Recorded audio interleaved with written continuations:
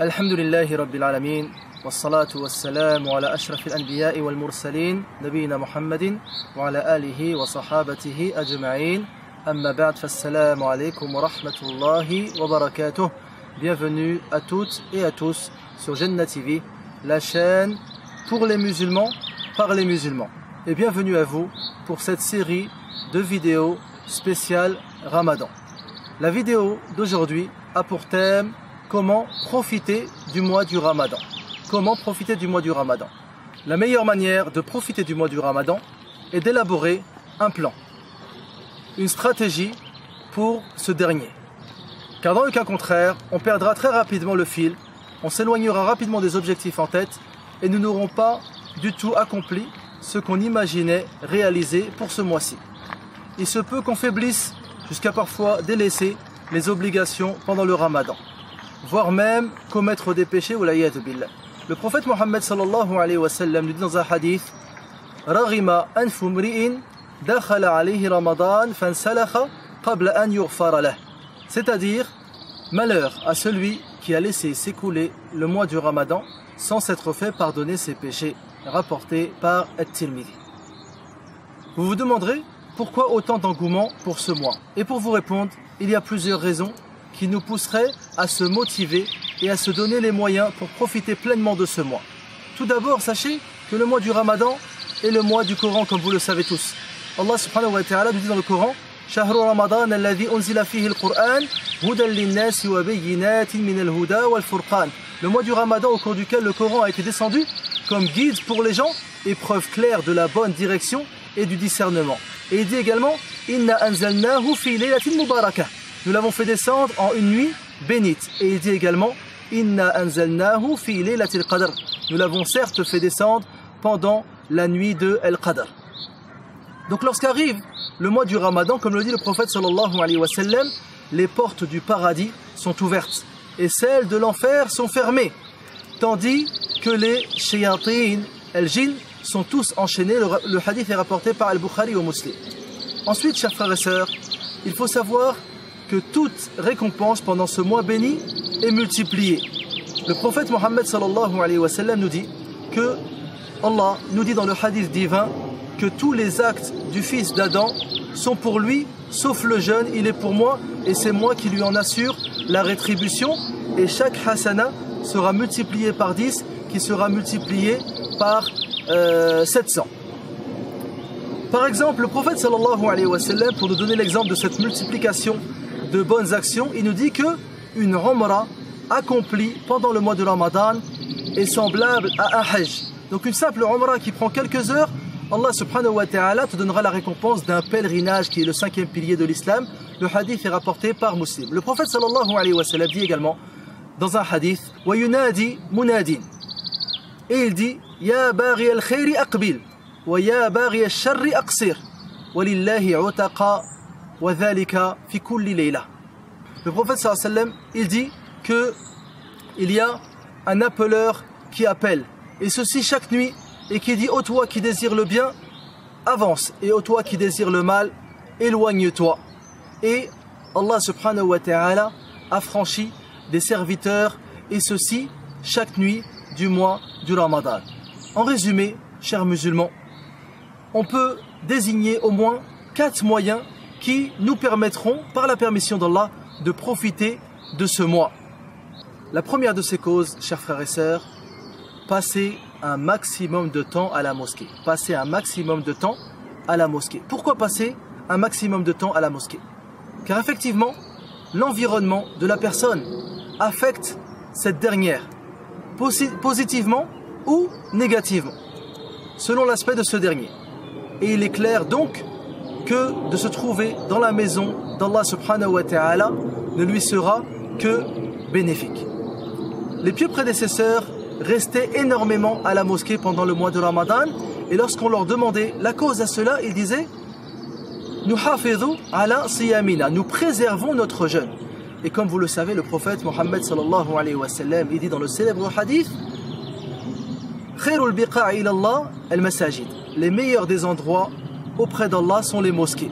Wa sharrul biqa'i inda Allah al-aswaq, et les pires endroits pour Allah sont les marchés. Selon Abu Huraira, radiyallahu anhu, le prophète sallallahu alayhi wa sallam a dit: celui qui part à la mosquée ou revient, Allah subhanahu wa ta'ala lui prépare une demeure au paradis chaque fois qu'il part ou revient, rapporté par Al-Bukhari et Muslim.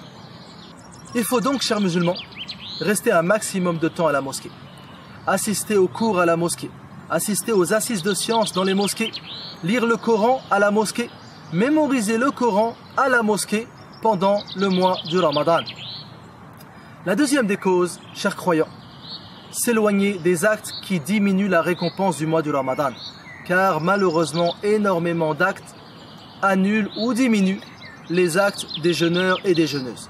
Le prophète Mohammed sallallahu alayhi wa sallam, il nous dit dans le hadith très célèbre: Man lam yada' qawl az-zuri wal 'amala bihi wal jahl falaysa lillahi hajatun fi an yad'a ta'amahu wa sharabah. Celui qui ne délaisse pas le mensonge et le fait d'œuvrer avec, Allah subhanahu wa ta'ala n'a aucun besoin qu'il délaisse sa nourriture et sa boisson pendant le mois de Ramadan. Le hadith est rapporté par Al-Bukhari et Muslim. Donc il faut essayer de délaisser les divertissements tels que la télévision, Internet, le portable, qui ne sont d'autres que des activités chronophages empêchant le musulman de mieux adorer Allah pendant ce mois béni du mois de Ramadan. Également, préserver nos hasanats de ce qui diminue la récompense. Les péchés commis par les yeux, les péchés commis par les oreilles, l'ostentation, le fait de montrer aux gens qu'on jeûne. Chers musulmans, la troisième cause nous permettant, par la permission d'Allah, de profiter pleinement du mois de Ramadan, de ne pas trop exagérer dans les choses licites. Par exemple, la nourriture et la boisson. L'excès de nourriture, comme vous le savez tous, alourdit le corps et le fatigue. Et le croyant a moins d'énergie pour la prière et n'est pas dans sa meilleure forme. Et l'excès de fatigue mènera vers l'excès de sommeil. Et ce temps passé dans le sommeil est un temps qui aurait pu être utilisé dans toutes sortes d'adorations pendant ce mois béni.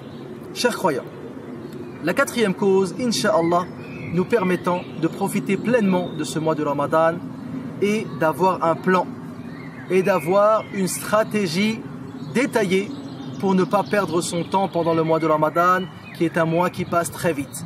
30 jours ou bien 29 jours suivant les années. Donc il faut que chacun et chacune se fixe un objectif de lecture du Coran. Tu dois te dire, pendant cette année, le Ramadan 2018, Inch'Allah, je lirai le Coran une fois. De Al-Fatiha jusqu'à Surat Al-Nas, ou bien 2 fois, ou bien même plus.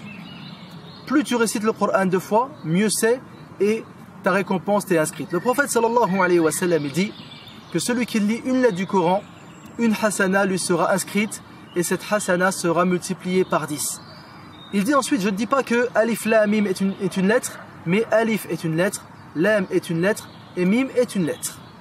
Donc pour le Coran, si tu veux atteindre tes objectifs fixés, tu dois t'imposer une fréquence quotidienne pour atteindre tes objectifs.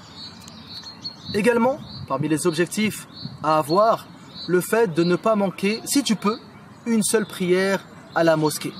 Également, parmi les objectifs que tu peux avoir, le fait de prier Ar-Rawatib chaque jour du mois de Ramadan, de prier les 2 raka'ah avant Salat al-Subh, les 4 avant Salat al-Dhuhr, les 2 après Salat al-Maghrib, les 2 après Salat al-Isha. Parmi les objectifs également, tu détermines une somme que tu donneras fi sabilillah pendant le mois de Ramadan. Donc le mois de Ramadan est le mois de la générosité. Tu t'imposes une somme que tu donneras dans toutes sortes de projets et d'œuvres du bien. Également, pour revenir au Coran, tu peux te fixer une quantité de Coran à mémoriser. C'est autre que la lecture. Donc nous avons la lecture et la mémorisation. Tu te fixes que, par exemple, pendant ce mois de Ramadan 2018, tu vas mémoriser un hizb entier du Coran. Ou bien 2. Tu te fixes un objectif de mémorisation et également il faut que tu aies une fréquence quotidienne pour atteindre cet objectif à la fin du mois de Ramadan. Il faut également se fixer un temps passé à la famille, car le Ramadan est le mois du partage, le mois des relations familiales, des relations avec nos proches. Donc il faut que tu te fixes un temps que tu devras passer avec ta famille afin de ne léser ni ta famille, ni ne pas obtenir tes objectifs. Donc tu te fixes un temps pour la visite de tes parents, un temps pour la visite de tes frères et sœurs, un temps pour la visite de tes voisins, des personnes malades, de tous tes frères et sœurs musulmans. Donc chers frères et sœurs, en faisant ainsi, le musulman se fixe un objectif d'adoration. Beaucoup de gens se plaignent que beaucoup de Ramadan passé, ils n'ont pas profité pleinement, ils n'ont pas atteint et concrétisé beaucoup de choses car ils n'avaient pas de plan et de stratégie claire. Donc le musulman, il se fixe un objectif d'adoration à atteindre afin de profiter de ce mois béni et surtout de prouver à Allah subhanahu wa ta'ala qu'on peut faire plus d'efforts pour lui que pour nos choses mondaines. Sur ce, j'espère que cette vidéo a été profitable à vous comme à moi. Je vous donne rendez-vous pour une prochaine vidéo par la permission d'Allah subhanahu wa ta'ala. Wallahu a'lam wa sallallahu ala nabiyyina Muhammad wa ala alihi wa sahabatihi ajma'in. Wassalamu alaikum wa rahmatullahi wa barakatuh. يا أيها الذين آمنوا كتب عليكم الصيام كما كتب على الذين من قبلكم لعلكم تتقون